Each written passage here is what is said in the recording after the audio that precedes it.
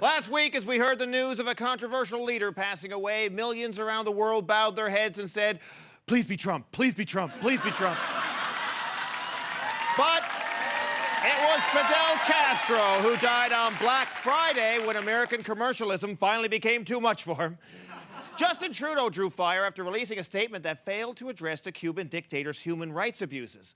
Instead, he spoke of his deep sorrow, calling Castro a legendary revolutionary and orator, in what became the most embarrassing thing to involve Canada and Cuba since Ted Cruz. Social media erupted with angry statements from Canadians who are so opposed to Cuba's human rights crimes that they can barely vacation there. Former American presidential candidate Marco Rubio tweeted, "Is this a real statement or a parody? Because if this is a real statement from the PM of Canada, it is shameful and embarrassing in a case of, if you can't say something mean about someone, don't say anything at all."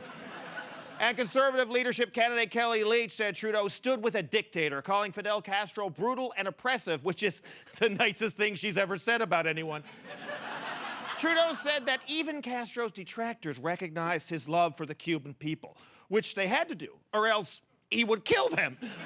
Under Castro's rule, at least 582 Batista loyalists were executed by firing squad, independent newspapers were closed, and LGBT people were herded into camps for re-education.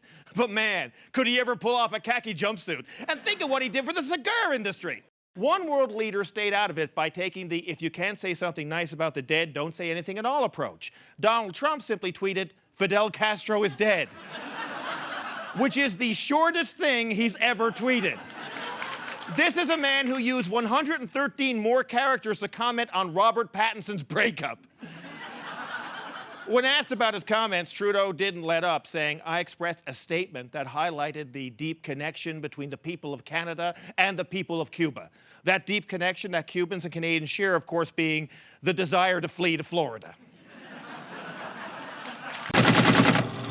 Catch all the latest from this season of 22 Minutes. Subscribe to CBC Comedy now and watch.